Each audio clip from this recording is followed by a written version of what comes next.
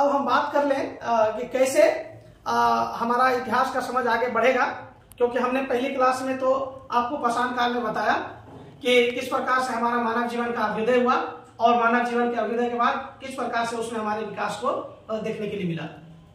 पूरा पाषाण काल, मध्य पाषाण काल और नव पाषाण काल के रास्ते हम लोग आगे बढ़ रहे हैं। ठीक है, चलिए हम लोग आज स्लाइड के माध्यम से आपको थोड़ा सा फिर से एक बार रिमाइंड करा दूं। तो आप देख रहे हैं, यहाँ पे देखिए, आपने पाषाण काल को पढ़ चुका है। इसी पाषाण काल को जब हम पढ़े थे, हम आपको बताए थे कि पाषाण काल पत्थर का काल है, अर्थात उस समय मानव पत्थर के औजारों का इस्तेमाल किया और जीवन को आगे बढ़ाया। अच्छा, उसी समय से धीरे धीरे मानव जीवन में ज्ञान का विकास हुआ। होमोसेपियंस जैसे प्रजाति मानव में आए, जो आज से लगभग 40,000 वर्ष पहले की कहानी है, और वहां से ज्ञान आगे बढ़ा। और तब जाकर के उसी औजारों में कई प्रकार के परिवर्तन देखे गए, और औजार में परिवर्तन के आधार पर ही हम पाषाण काल को 3 भागों में बांट के देखे, जिसमें आपको हम बताए थे कि पाषाण काल जो पूरा पाषाण काल है, जो बड़े पत्थर का प्रयोग किया उन्होंने और आग की खोज वहां हुई। उसके बाद उसमें नव पाषाण काल में हम लोग देखे थे कि किस प्रकार से प्रक्षेपास्त्र आ गया था और माइक्रोलिथ का प्रयोग हुआ था। और नव पाषाण में हम लोग देखे किस प्रकार से खेती आया, सामूहिक जीवन प्रारंभ हो गया, पशुपालन में विकास होना प्रारंभ हो गया। तो इस प्रकार से ये जो सीरीज है उसको आप बहुत भली भांति समझे होंगे। आज जो हम बेसिकली बताएंगे तो वो ये दिखेंगे कि हम जो धातु के आधार पर जो हमारा इतिहास चलता है तो वो कैसे चलता है। आप अभी देखें ना, हम मानव लोग सबसे पहले किसका इस्तेमाल किया? पत्थर का इस्तेमाल किया।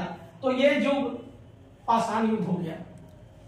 मानव लोग पहला जो धातु खोज किया था वो तांबा धातु का खोज किया था, इसीलिए दूसरा काल ताम्र पाषाण काल हुआ, यानी तांबे के औजार बनने लगे। तांबे के औजार हम आपको पिछली क्लास में बताए थे कि तांबा का जो औजार होता है वो मुलायम होता है, इसलिए कृषि कार्य या लकड़ी काटने इत्यादि में वो बहुत ज्यादा कारगर साबित नहीं हुआ। तब मानव ने कांसा को खोजा। क्या खोजा? कांसा खोजा, यानी तांबा में जब टीन को अगर आप मिला देते हैं तो यही बन जाता है कांसा। ठीक है, तो इसलिए तीसरा काल आपका कांसा का युग चला। आज जो सबसे महत्वपूर्ण बात सीखना है वो लोह युग, और लोहा ने मानव जीवन को कैसे विकास किया, लोहा ने सामाजिक क्रांति कैसे लाया, लोहा धार्मिक क्रांति कैसे लाएगा, लोहा पूरी परिस्थिति को कैसे बदल देगा। आज इसके इतिहास को पढ़ेंगे। निश्चित रूप से यदि आप आज समझ गए तो आप एंशिएंट इंडियन हिस्ट्री को बहुत ही बेहतर ढंग से समझ पाएंगे। ऐसे तो रटने के लिए बहुत सारे कंटेंट्स हैं, फैक्ट्स हैं, लेकिन आज की जो क्लास है भारतीय प्राचीन इतिहास को समझने के लिए, ये क्लास आपके लिए मास्टर साबित होगा। लोहा जो है इसमें बहुत ही अमूल्य योगदान करता है। तो लोहा का आज कैसे कैसे प्रयोग होगा, साम्राज्य विस्तार से लेकर के धार्मिक और राजनीतिक और सामाजिक क्रांति के रूप में, उसको आज हम प्रूव करेंगे। जैसे मैथमेटिकली कोई सब्जेक्ट को हम लोग प्रूव करते हैं LHS = RHS, आज मेरा क्वेश्चन है कि लोहा ने राजनीतिक क्रांति किया, लोहा ने सामाजिक क्रांति किया, लोहा ने धार्मिक क्रांति किया, लोहा ने व्यवस्था को बदला, और लोहा ने शहरीकरण को जन्म दिया, ऐतिहासिक काल को जन्म दिया। उस बात को आज समझेंगे। ये रह गया आपके लिए थ्योरी, और अब थ्योरी को हम आगे डेवलप करेंगे और इसको हम प्रूव करेंगे। लेट अस कम। तो आपने यहां देखा कि पत्थर के बाद तांबा, तांबा के बाद कांसा, और कांसा के बाद आपका जीवन आता है लोहा का। किसका आता है? लोहा का। ये आपका सीरीज है भारतीय प्राचीन इतिहास का। रही बात, अगर इसको और पैरेलली समझने का अगर हम प्रयत्न करते हैं तो आप देखिए, जो कांसा का जो युग था, यानी ताम्र पाषाण काल के बाद का जो युग आया, उस युग में हम सिंधु घाटी सभ्यता को भी पढ़ते हैं। यानी सिंधु घाटी सभ्यता को हम कांस्य युग ही कहते हैं। बहुत जगह आप लोग पढ़ते होंगे किताबों में, बहुत बार समझने का प्रयत्न किए होंगे कि इसे कांस्य युग क्यों कहते हैं।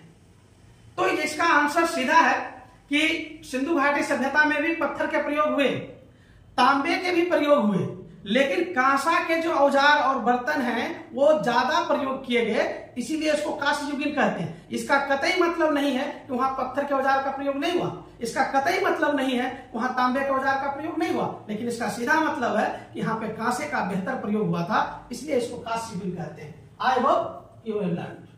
नाउ सिंधु घाटी सभ्यता जो थी हमारी भारतीय उपमहाद्वीप की पहली शहरी सभ्यता थी। अच्छा, हम जिस इतिहास को आज तक पढ़ नहीं पाए, जिसके लिपि को आज तक हम समझ नहीं पाए, फिर भी हम शहरीकरण सभ्यता उसको कहते हैं, शहरीकरण और नगरीकरण की बात करते हैं। ये थोड़ा सा ऑकवर्ड नहीं महसूस होता है कि हम शहरीकरण उसको क्यों कह देते हैं? यस, कह देने के पास मेरे पास पक्का सबूत है। वो क्या है ना कि शहर क्या होता है? जिस इलाके में ईंट का मकान बनता हो, जहां पे नली गली अच्छा होता होगा, रोड का अच्छा व्यवस्था होगा, घर में बाथरूम होता होगा। आज के हिसाब से नहीं, आज से 15-20 साल पहले के हिसाब से आप लोग खुद सोचिए कि गांवों में क्या ये सब व्यवस्था होता था क्या? तो ये शहर के क्या है विशेषता है? अच्छा रोड होना, ईंट का मकान होना, नली गली का होना, घरों में बाथरूम, स्नानागार इत्यादि होना, ये सभी सिंधु घाटी सभ्यता में पाए गए। इसीलिए इसको प्रथम नगरीकरण कहा गया। आई होप कि समझ में आ गया होगा हम क्यों प्रथम नगरीकरण इसको कहते हैं।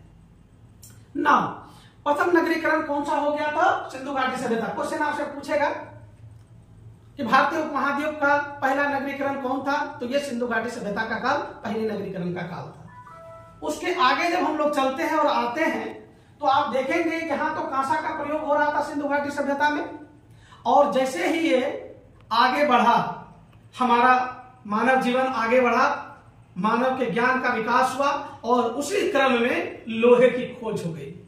आने सिंधु घाटी सभ्यता का अगर काल आप देख लेते हैं तो यहाँ काल आप देखिए 2350 से 1750 ईस्वी, एज पर कार्बन 14, कार्बन 14 पद्धति के अनुसार से ये काल है। और अलग अलग इतिहासकारों का अलग अलग मत है, उनके अलग काल निर्धारित होते हैं। क्योंकि कार्बन 14 पद्धति सर्वमान्य होता है, इसलिए मैंने इसको लिख दिया है। ठीक है, और कार्बन डेटिंग पद्धति के बारे में आपको विशेष जानकारी लेनी है तो आप मेरे YouTube चैनल पर जाइए और वहां पे मैंने कैलकुलेट करके दिखाया है कैसे कार्बन 14 पद्धति से किसी का फोसिल्स का आयु निकलता है। आइए, तो हम लोग कांस्य युग के बाद हम लौह युग में आए, और ये जो लौह युग था ना, ये युग बेसिकली यहां से मानव जीवन बहुत ही आगे विकास करने लगा। और इसी युग में वैदिक युग का आगाज हुआ। हम वैदिक युग को लौह युग के साथ जोड़कर देख सकते हैं। तो हमारा जो भारतीय इतिहास प्रारंभ होता है सिंधु घाटी सभ्यता, और उसके बाद आता है वैदिक सभ्यता। आप यहाँ पे देखिए, तो ये जो लौह युग देख रहे हैं, लौह युग क्या है? लौह युग में वैदिक सभ्यता और वैदिक सभ्यता में लौह युग। तो इसका मतलब है कि सिंधु घाटी सभ्यता में लोहे का विशेष ज्ञान नहीं था, जबकि वैदिक सभ्यता में लोहे का विशेष ज्ञान हो गया। और खास करके उत्तर वैदिक काल में लोहे का व्यापक प्रयोग हुआ। ऋग वैदिक काल में लोहे तो आए, लेकिन लोहे का व्यापक प्रयोग नहीं हो पाया। उत्तर वैदिक काल में लोहे का व्यापक प्रयोग हुआ। लेट अस अंडरस्टैंड, वैदिक काल को हम दो भागों में बांट करके पढ़ते हैं। और सबसे बड़ी बात, वैदिक सभ्यता जो है एक ग्रामीण सभ्यता है। सिंधु घाटी सभ्यता शहरी सभ्यता थी, और उसके बाद एक सभ्यता आई जिसको हम वैदिक सभ्यता कहते हैं। सिंधु घाटी सभ्यता में कांसे का इस्तेमाल हो रहा था, और आप देख लीजिए वैदिक सभ्यता में लोहे का इस्तेमाल हो रहा है। There are highest differences between two civilization. आपको इस बात को समझना पड़ेगा और बेहतर ढंग से समझना पड़ेगा कि सिंधु घाटी सभ्यता में कैसे कांसे का इस्तेमाल हुआ, वैदिक सभ्यता आते आते यहाँ पे लोहे का इस्तेमाल होने लगा। वैदिक सभ्यता ग्रामीण सभ्यता क्यों हो गई? जनरली हम लोग एक टर्म को डिफाइन करते हैं और कहते हैं development can not be reversed. विकास को अधोमुखी नहीं किया जा सकता है। तो यहाँ एक प्रश्न उठता है कि वैदिक सभ्यता, सिंधु सभ्यता यदि शहरी सभ्यता थी तो वह कौन सी परिस्थितियां था जो कि वैदिक सभ्यता जो है ग्रामीण सभ्यता हो गया? इसको भी शहरी सभ्यता होना चाहिए, क्योंकि सिंधु घाटी सभ्यता के बाद वैदिक का काल आता है। और विकास को यदि अधोमुखी नहीं किया जा सकता है तो उस नियम के आधार पर यह शहरी सभ्यता होना चाहिए। तो इसका मैं आपको जवाब दे देता हूं। इसका जवाब यह है कि सिंधु घाटी सभ्यता का विनाश तो जरूर हुआ होगा, और विनाश के आप लोग बहुत कारण जानते होंगे। बाढ़ होना, जलवायु का परिवर्तन होना, सुखाड़ का आ जाना, नदियों के मार्ग में परिवर्तन हो जाना, आर्यों का आक्रमण हो जाना, कतिपय अनेक कारण इसके दिए गए हैं। और आपको जानकारी के लिए बता दूं, सिंधु घाटी सभ्यता का जो क्षेत्रफल था 1600 गुना 1400 किलोमीटर स्क्वायर था। यह छोटा एक सभ्यता नहीं था, यह बहुत विशाल सभ्यता था। आप सोच लीजिए कि इतने विशाल सभ्यता का किसी एक कारण से तो विनाश नहीं हुआ होगा। अगर बाढ़ भी आएगा तो पूरे सभ्यता का विनाश नहीं कर सकेगा, किसी पार्टिकुलर एरिया को विनाश करेगा। अगर मान लीजिए भूकंप आएगा उससे भी नहीं होगा। यानी मैं ये बात कह देना चाहता हूं कि कोई एक कारण सिंधु सभ्यता का विनाश किया होगा ऐसा असंभव है। तो हम बस इतना सा कहें, यदि वो विनाश हुआ था तो निश्चित रूप से हुआ, तो इसके कतिपय कई कारण रहे होंगे और अलग अलग जगहों पर अलग अलग कारण से इनका विनाश हुआ होगा। अब हम बात करते हैं, जब इनका विनाश हुआ होगा तो निश्चित रूप से एक बात तो समझ में आ जाता है। मान लीजिए कोई शहर, मान लीजिए एक भागलपुर ही है, मैं इसका एग्जांपल लेता हूं। तो भागलपुर का जब विनाश होने लगेगा तो भागलपुर जो मेन सिटी का एरिया है, ये लोग कहां जाएंगे? अपने दूर दराज के इलाकों में जाएंगे और वहीं पे बसेंगे। मान लीजिए भागलपुर बाढ़ से विनाश हुआ और 2 साल 3 साल 4 साल तक बाढ़ से भागलपुर डूबा रहा, तो यहाँ के जो लोग जब दूर चले जाएंगे तो दूर के इलाके में बसेंगे, जहां पे ऊंचा स्थान होगा वहीं पे अपना जीवन काटेंगे। तो आप सोच रहे हैं ना कि वहां जब ये जाएंगे तो वहां तो शहर पहले से है नहीं, तो वहां पे फिर से एक सभ्यता और संस्कृति का विकास होगा। वो शहरी नहीं होगा, वो ग्रामीण होगा। आई होप कि मैटर आप समझ पाए होंगे। इसलिए वैदिक सभ्यता ग्रामीण सभ्यता थी और शहरी सभ्यता जब टूटा तो ग्रामीण सभ्यता बना। लेकिन मैं फिर यहाँ पे एक बात बोल देना चाहता हूँ, फिर से ग्रामीण सभ्यता एक शहरी सभ्यता के रूप में आएगा। धीरे धीरे जब इसका विकास होगा तो फिर से शहरी सभ्यता बनेगा। आज उसी की कहानी हमको पढ़ना है कि दूसरी शहरी सभ्यता कैसे डेवलप होगा भारत में। लेट अस कम। तो आपने अब औजार के आधार पर चीजों को तो समझ लिया है। पत्थर के आधार पर पाषाण काल, तांबा के आधार पर ताम्र पाषाण काल, और कांस्य युग के जो है तांबा और टीन का जब इस्तेमाल किया तो उसको कांस्य युग कहे। और लोहा जो है, लोहा ने व्यवस्था को बदला है। और लोहा किस युग में आया है? वैदिक युग में आया। याद रखिएगा, वैदिक युग को हम 2 भागों में बांट करके पढ़ सकते हैं। देख लीजिए, ये जो है एक्चुअली यहां पूर्व वैदिक काल होगा, ठीक है। इसको हम लोग कहते हैं पूर्व वैदिक काल, और या तो इसको हम ऋग वैदिक काल कहते हैं। क्या कहते हैं? ऋग वैदिक काल। दोनों एक ही चीज है। इसका जो कार्यकाल रहा है 1500 बीसी से 1000 बीसी के बीच रहा है। तो इस काल में आपको एक बात मैं समझा दूंगा कि इस काल में ऋग्वेद महत्वपूर्ण था और ऋग्वेद के आधार पर ही समाज और राजनीति चलता था। मतलब कहने का तात्पर्य मेरा एक ही बात है, इसको कंसेप्ट को समझिएगा। बहुत डिटेल में हम वैदिक युग नहीं जा रहे हैं करने के लिए, लेकिन जो उसका मूल कंसेप्ट यह है कि ऋग्वैदिक काल मतलब क्या? ऋग्वैदिक काल का मतलब ऋग्वेद से संबंधित और ऋग्वेद से रिलेटेड, और ऋग्वेद में जो जानकारियां उसी के आधार पर समाज और राजनीति जो आपको देखने के लिए मिलेगा वो ऋग्वैदिक काल है, अर्थात पूर्व वैदिक काल है।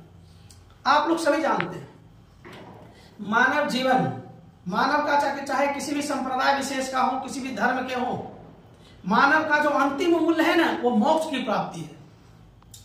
अंतिम मूल्य, अभी हम लोग के जो उम्र के हिसाब से मूल्य अलग अलग हो सकते हैं, लेकिन मानव का जो अंतिम मूल्य है वो मोक्ष की प्राप्ति है।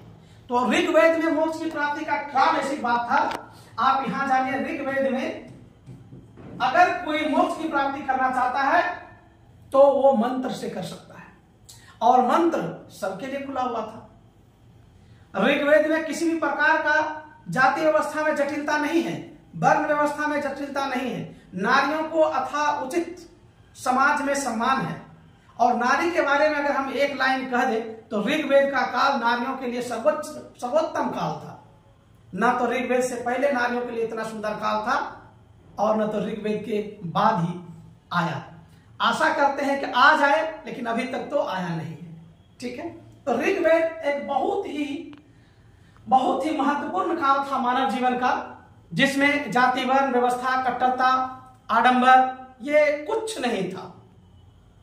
ऋग्वेद में मंत्र बहुत महत्वपूर्ण था और मंत्र के आधार पर वो मोक्ष की प्राप्ति कर सकता था। ऋग्वेद में वर्ण के बारे में एक छोटी सी बात है। एक लड़का है, वो हल कंधे पर लेता है और वो हल चलाने के लिए खेत में जाने के क्रम में वो एक बात करता है और कहता है कि मैं स्वयं हलवाहा हूं, मेरी माता जी चक्की पीसती है और मेरे पिताजी भिषज है। भिषज मतलब डॉक्टर है। तो यहाँ पे आप लोग जो देख रहे हैं वो क्या बताना चाह रहा है, बेसिकली एक ही घर में 3 जाति के लोग हैं। वो हलवाहा जाति है, एक चक्की पीसने वाला जाति, और एक डॉक्टर का पेशा करने वाला। तो यहाँ जो जाति है, ऋग्वेद में जो जाति है, ये कर्म के आधार पर है, ठीक है। किसके आधार पर है? कर्म के आधार पर है। और अब देखेंगे उत्तर वैदिक काल में क्या परिवर्तन हुआ। उत्तर वैदिक काल में आते आते ये जो विशेष बात मैं बताया हूं अभी तक में, यहां से पत्थर का युग, तांबा का युग, कांसा का युग और लोहा का युग। लोहा का प्रयोग अब बढ़ चुका है। कहां पे? उत्तर वैदिक काल में आते आते लोहा का प्रयोग बढ़ गया है। तो लोहा का अब व्यापक प्रयोग होने लगेगा। लोहा के व्यापक प्रयोग कतिपय कई ऐसे सामाजिक आर्थिक गतिविधि को जन्म देगा, जिसको हम 6वीं शताब्दी बीसी में ज्यादा डिफाइन करेंगे। पहले हम उत्तर वैदिक काल के महत्वपूर्ण बात को कर लेते हैं। उत्तर वैदिक काल में आते आते, उत्तर वैदिक काल जब आया तब हमारे समाज में जटिलता आया। वर्ण व्यवस्था धीरे धीरे जटिल होने लगा। जो हमारा धार्मिक व्यवस्था था इसमें भी जटिलता आ गया। अब मंत्र से कोई व्यक्ति मोक्ष प्राप्त नहीं कर सकता था, और मोक्ष प्राप्ति करने का जो मूल स्थान हुआ, जो मूल मंत्र हो गया, अब मोक्ष कैसे प्राप्त करेगा कोई व्यक्ति? तो उसके लिए दो चीज जरूरी था। एक यज्ञ की जरूरी था और दूसरा बलि का जरूरी था। अर्थात ऋग्वेद में लोग मोक्ष प्राप्ति करने के लिए मंत्र से मोक्ष प्राप्त कर सकते थे। अब आपको अगर मोक्ष प्राप्ति करना है तो आपको यज्ञ करना पड़ेगा, और यज्ञ में आपको बलि देना पड़ेगा, पशुओं की बलि देना पड़ेगा। यह बहुत इंपॉर्टेंट डेवलपमेंट था उत्तर वैदिक काल का। अच्छा, यह यज्ञ और बलि आप सोच सकते हैं, क्या सभी व्यक्ति के लिए संभव है? क्या सभी लोग इतने अमीर होते होंगे राजा के जैसा, जो यज्ञ करे और बलि भी दे और दान भी दे? तो यह बहुत मुश्किल का दौर था। यह कौन सा दौर था? उत्तर वैदिक काल का दौर था। उत्तर वैदिक काल में सामाजिक घुटन और धार्मिक घुटन दोनों सामने में उभर कर आ गया, और इसी का परिणाम था एक नए व्यवस्था, एक नए धार्मिक क्रांति का जन्म। तो उसको हम अगले स्लाइड में आपको दिखाएंगे। उत्तर वैदिक जो आपने काल देखा, आपने देखा उत्तर वैदिक काल जो है 1000 से 600 बीसी का काल उत्तर वैदिक का काल था। तो 600 बीसी के बाद का जो काल है, जैसे 600 बीसी से लेकर के 325 बीसी का जो काल है, यह काल कराता है महाजनपद का। क्या कराता है? महाजनपद का। महाजनपद बेसिकली क्या है? महाजनपद का अर्थ है बड़ा शहर। अब आप सोचिए कि पहले सिंधु घाटी सभ्यता एक शहरी सभ्यता थी। सिंधु घाटी सभ्यता का विनाश हुआ तो वैदिक सभ्यता एक ग्रामीण सभ्यता आ गया। उसका मैं कारण बताया था। अब अचानक से मैं बोल रहा हूं कि ऋग्वैदिक काल के बाद उत्तर वैदिक काल आया और यह अब शहरी सभ्यता हो गया। यह कौन सी सभ्यता है? यह शहरी सभ्यता है। तो बहुत ही समझ में आने में थोड़ा सा लगने लगता है कि ये क्या हो रहा है, क्या ये सीरीज में चल रहा है, शहर के बाद ग्रामीण, शहर के बाद ग्रामीण? नहीं, शहरीकरण एक सतत प्रक्रिया है। शहर ऐसे नहीं बनते, उसके लिए तमाम परिस्थितियां मौजूद होने चाहिए। और कैसे ये तमाम परिस्थितियां मौजूद हुआ, लेट अस अंडरस्टैंड। पहले तो हम यह देखेंगे कि महाजनपद काल को हम द्वितीय नगरीकरण कहते हैं। अभी हम लोग कह देते हैं, हम इसको प्रूव करेंगे। हम अभी मान लेते हैं कि द्वितीय नगरीकरण था, ठीक है। अब हम इसको प्रूव करेंगे धीरे धीरे। और इसका काल 600 बीसी से 325 बीसी के आसपास रहा। प्रश्न जनरली है, इसमें बहुत सारे ऐसे प्रश्न पूछते हैं जिसमें कि ये रहता है कि ये इनका स्रोत कहां था, महाजनपद काल के स्रोत कहां मिले हैं। तो इनके दो मुख्य स्रोत हैं, आगुतर निकाय जो बौद्ध ग्रंथ से संबंधित है, और दूसरा है भगवती सूत्र जो कि जैन ग्रंथ से संबंधित। ये क्वेश्चन आप लोग को याद करना पड़ेगा, वेरी इंपॉर्टेंट। ये क्वेश्चन आपसे पूछेगा। तो दो ग्रंथ कौन से हैं? आगुतर निकाय और भगवती सूत्र। आगुतर निकाय का संबंध बौद्ध धर्म से और भगवती सूत्र का संबंध जैन धर्म से। इस काल में 16 बड़े शहरों का अभ्युदय हुआ।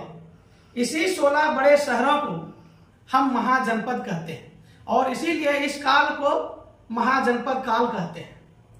इस महाजनपद काल में आप देखेंगे, इस मैप को देखिए तो आपको दिख जाएगा कंबोज, गंधार, कुरु, मत्स्य, सुरसेन, पंचाल, मल्ल, कौशल इत्यादि। ये सारे आपको कुल मिलाकर के 16 महाजनपद थे, जिसमें आप ये भागलपुर का एरिया ये यंग और ये पटना और गया का एरिया मगध। और यही मगध है जो कालांतर में 16 महाजनपदों में सबसे शक्तिशाली बनकर उभरेगा, ठीक है ना। हम 16 महाजनपद को जो हम देख रहे हैं, हम जो पहली बार बात किए हैं कि शहरी सभ्यता ये दूसरी शहरी सभ्यता थी। तो ये कैसे दूसरी शहरी सभ्यता थी, इस बात को हम लोग प्रूव करेंगे। चलिए आइए देखिए, ये जो काल है महाजनपद का काल, इस काल में सबसे ज्यादा और सबसे व्यापक प्रयोग लोहे का हुआ। किसका प्रयोग हुआ? लोहे का व्यापक प्रयोग हुआ। इस काल का विशेषता है। और आप लोग ध्यान दीजिए, लोहे का जब व्यापक प्रयोग होगा, आप अब समझिएगा एक एक बात को। जब हमारा जीवन आज भी देखते हैं, हमारा जीवन कृषि पर आधारित है, दैट इज गुड। आप पत्थर से खेती करिए, क्या उतना अच्छा होगा? नहीं। काट दीजिए इसको, शुरू करिए तांबा से। तांबा चूंकि मुलायम होता है, इससे भी खेती अच्छा होगा क्या? नहीं, इसको काट दीजिए। अब लाइए कांसा, जैसा आपका युग आया तो कांसा से जब खेती करने लगे तो बहुत हद तक आप सफल हुए। लेकिन क्या हुआ कि कांसा भी जंगल झाड़ पथरीली जमीन ये सब को अच्छा से जोत नहीं पाया और अच्छा से यहाँ पे भी खेती नहीं हो पाया। इसलिए कांसा का भी युग जो है समाप्त प्राय हो गया, वो भी खेती करने में असफल हो गया। लेकिन संजोग से मानव को क्या मिल गया? लोहा। और आप जानते हैं लोहा बहुत ही स्ट्रांग होता है। आज भी लोहा उतना ही उपयोगी है जितना उस समय रहा होगा, और अभी भी लोहा धातुओं में बहुत शक्तिशाली है। आज भी आप देखेंगे विभिन्न प्रकार के औजार आपको लोहे के बने हुए मिलेंगे। तो लोहा जो था बहुत ही रिलेवेंट धातु मानव जीवन के हाथ में लग गया था, और अब आ गया लोहा। इसी लोहा ने कृषि का विस्तार दे दिया। जिस जमीन को कभी भी नहीं जोता जा सका था, उस जमीन को इस लोहे ने जोत दिया। कृषि का जो क्षेत्र था वो बढ़ गया। और ध्यान दीजिए, यदि लोहे का व्यापक प्रयोग हुआ तब ना कृषि क्रांति हुआ। तो इट इज वेरी क्लियर कि लोहे के व्यापक प्रयोग ने क्या जन्म दिया? कृषि क्रांति को जन्म दिया। यानी कृषि जो पहले इक्का दुक्का इधर उधर हो रहा था, जीवन यापन के लिए हो रहा था, अब जीवन यापन के लिए नहीं, अधिशेष उत्पन्न करने लगा। क्यों? क्योंकि पहले जब कृषि संघन कृषि नहीं होता रहा होगा, अब तत्र कृषि हुआ। मान लीजिए किसी परिवार में 5 मेंबर है, तो वो थोड़ा कृषि किया तो 5 मेंबर साल भर का वो खाना खाता था। लेकिन अब कृषि जब सघन हो जाएगा तो अनाज ज्यादा उपजेंगे, अनाज ज्यादा उपजेंगे। अब 5 मन के जगह पर किसी के घर में 20 मन उपज जाएगा तो 5 मन ही खर्च है, तो 15 मन क्या हुआ? ये 15 मन ही अधिशेष राशि हुआ। अब देखिए कृषि में अधिशेष उत्पादन शुरू हुआ। तो आई होप अधिशेष समझ गए। इसी कृषि क्यों? क्योंकि लोहा का प्रयोग हुआ है, कृषि बेहतर हुआ, इसलिए अधिशेष हुआ। अब अधिशेष राशि जब उत्पन्न हो गया, ये जो 15 मन का मैंने आपको एग्जांपल दिया, तो ये अधिशेष राशि क्या करेगा? आदमी को ज्ञान हो गया है, क्या उसको सड़ा देगा, फेंक देगा? ऐसा तो नहीं करेगा। अब वो क्या चाहिए? उस अधिशेष राशि को कहीं मार्केट में ले जाकर बेचेगा ताकि वो धन कमा सके। तो उसके लिए आप देखिए, उस अधिशेष राशि को बेचने के लिए क्या जरूरत पड़ेगा? बाजार का जरूरत पड़ेगा। और आप बाजार अगर 15 मन ले जाएगा तो ये जरूरी नहीं है कि वो माथे पर ले उठा कर लेकर चला जाए, इसलिए उसके लिए यातायात के साधन की जरूरत पड़ेगा। आप देखिए, इसी अधिशेष ने बाजार को जन्म दिया और इसी अधिशेष ने यातायात को जन्म दिया, और अधिशेष हुआ तो वाणिज्य व्यापार में भी वृद्धि आया, विकास आया। आप देखिए कितना मजेदार चीज है कि लोहा कैसे सब कुछ गतिविधि को बदल रहा। लोहा का व्यापक प्रयोग हुआ तो कृषि क्रांति हुआ, कृषि क्रांति हुआ तो अधिशेष हुआ, अधिशेष हुआ तो फिर बाजार का जन्म हुआ, बाजार का जन्म हुआ तो व्यापार इत्यादि का वृद्धि हुआ। और यही ना बाजार धीरे धीरे शहरीकरण का रूप लेगा। तो जो मैं आपको प्रश्न पूछा था, आप बहुत खुश हुए मुझे समझ करके कि ये लोहे के प्रयोग ने किस प्रकार से द्वितीय शहरीकरण को जन्म दिया। ये जो बाजार हुआ, व्यापार वृद्धि बढ़ा, यातायात के साधन बढ़े, यही तो शहरीकरण का पहचान है। और इसलिए यह काल द्वितीय नगरीकरण का काल था। I hope you are enjoying. तो आपको मैंने ये प्रूव कर दिया कि ये जो द्वितीय नगरीकरण था, ये लोहे का प्रयोग था जिसने द्वितीय नगरीकरण को ला करके आपके सामने रखा। और सीख पाए, सिंधु घाटी सभ्यता में भी वही बात थी। अब यहाँ पे भी आप देख रहे हैं बाजार बाजार हो गया, यातायात के साधन आ गया, अधिशेष राशि हो गया। तो ये भी सब किसके लक्षण है? ये शहरीकरण के लक्षण है, जो कि उस समय हुए। और उसका मुख्य जो केंद्र में था वो था लोहा। तो एक बात तो मैंने आपको प्रूव कर दिया जो मैंने शुरू में कहा था। अभी 2 बात और प्रूव करना है हमको। पहली बात कि लोहे ने सामाजिक क्रांति को जन्म दिया और लोहे ने धार्मिक क्रांति को जन्म दिया। तो सबसे पहले आपको मैं बताऊंगा लोहे ने धार्मिक क्रांति को कैसे जन्म दिया, और उसके बाद तब हम आएंगे सामाजिक क्रांति पर। देखिए यहाँ पर इसकी जो खास विशेषता है 6वीं शताब्दी बीसी का, वो धार्मिक क्रांति है। ध्यान से सुनिएगा तो 100% समझ में आएगा। मैं आपका अभी कमेंट नहीं देख पा रहा हूं, क्योंकि मैं पहले ही बता दिया, मैं मोबाइल में भी ये कर रहा हूं लाइव। कल से निश्चित रूप से मैं आपका कमेंट देखूंगा, कमेंट का मैं जवाब दूंगा। अभी कल तक में सब कुछ ठीक हो जाएगा जैसा मैं सोच रहा हूं, ठीक है। इसलिए कुछ अगर वो सुविधा है तो आप हमको कमेंट में लिख के भेज दीजिएगा और हम उसका जवाब दे देंगे। लेकिन मुझे आशा है कि आप लोग समझ पा रहे होंगे, ठीक है। तो हम बात कर रहे हैं धार्मिक क्रांति कैसे हुई। लोहा आया, लोहे के प्रयोग ने क्या किया, बड़े पैमाने पर कृषि कार्य को जन्म दिया। इस कृषि कार्य में आपको मालूम है कि सबसे ज्यादा पहले इस्तेमाल होता था बैल। अब ना ट्रैक्टर आ गया है, उस समय बैल से ही कृषि कार्य होते थे, यानी जानवर से होते थे। लेकिन मैंने जो आपको कंसेप्ट बताया उत्तर वैदिक काल का, उसमें क्या बताया था। ऋग्वेद काल तो बहुत अच्छा था, जहां के आप मंत्र से काम चला लिए, लेकिन उत्तर वैदिक काल आप कैसे चला लेते। उत्तर वैदिक काल में तो आपको बैल का जरूरी पड़ेगा। क्यों? क्योंकि लोहा का प्रयोग हुआ, लोहा के प्रयोग से खेती होगा। लेकिन उत्तर वैदिक काल में आपको मोक्ष प्राप्ति के लिए बैल को क्या देना पड़ रहा है, बलि देना पड़ रहा है। क्या आप बलि देना पसंद करेंगे?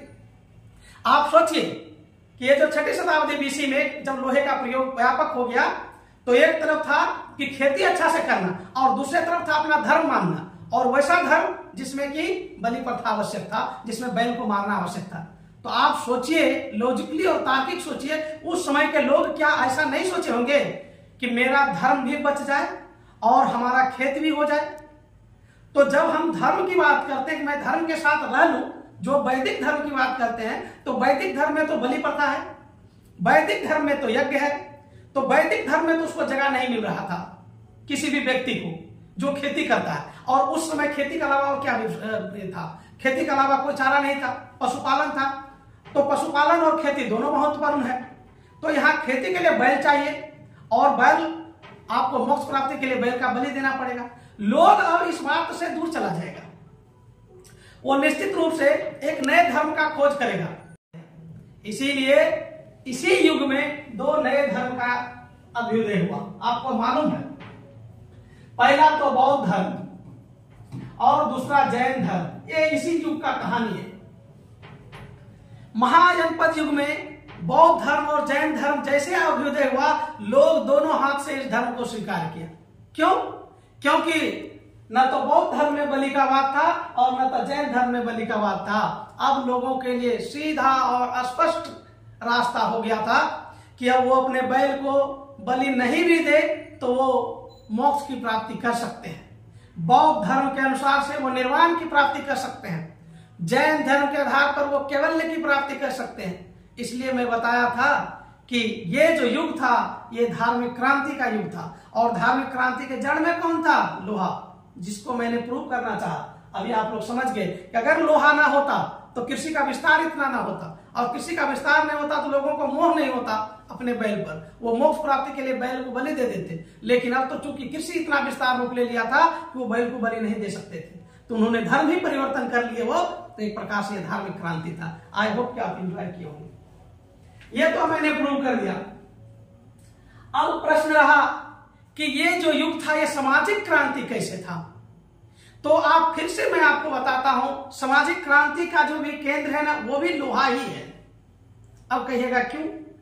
अब इसलिए मैं बोल रहा हूं कि सामाजिक क्रांति का युग लोहा ही था। तो आप देखिए, ये जो आप देख लिए धार्मिक क्रांति जो देखे आप, तो धार्मिक क्रांति किसके वजह से हुआ?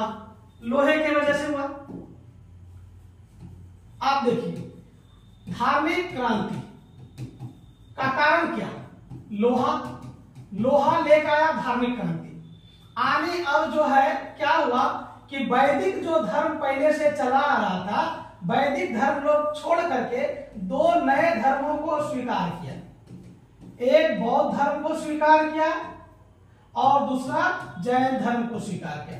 तो बौद्ध धर्म और जैन धर्म में बलि का कोई जरूरत नहीं था। और यहाँ पे जो लोग आए, जो बौद्ध धर्म को स्वीकार किए, जो वही बौद्ध धर्म की बात कर रहा हूं, जो मध्यमा पद पर निर्भर करता है और मिडिल रास्ता को चुनता है, और ये जैन धर्म जिसमें अहिंसा का तो बहुत ज्यादा जोर दिया जाता है, हम लोग उस पर करेंगे बात। तो ये बौद्ध धर्म और जैन धर्म में बलि की कोई बात नहीं थी, और इसमें सभी लोगों के लिए, समाज के सभी लोगों के लिए एंट्री अवेलेबल था। कोई भी लोग बौद्ध धर्म और जैन धर्म को स्वीकार कर सकता था, उसके नियम परिनियम को मान करके कर्मशः निर्वाण और कैवल्य की प्राप्ति कर सकता था। आप सोचिए कि वैदिक युग में शूद्रों के लिए वेद सुनना मुश्किल था। वेद पढ़ने वक्त का बात तो बहुत दूर का है। शूद्रों के लिए तुलना किया गया कि ब्राह्मण जो है वो मुख से, ब्रह्मा के मुख से अवतरित हुआ, क्षत्रिय भुजा से अवतरित हुआ, वैश्य जंघा से अवतरित हुआ, तो शूद्र पैर से अवतरित हुआ। तो वहां पे जिस प्रकार से सामाजिक जटिलता था, जिस प्रकार से सामाजिक वैमनस्यता था, वो आपको बौद्ध धर्म और जैन धर्म में नहीं मिलेगा।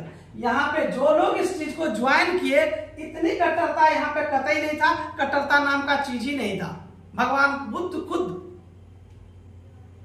जातिवाद व्यवस्था के विरोधी थे, वे वर्गवाद व्यवस्था के विरोधी थे, समानता का वो वकालत करते थे।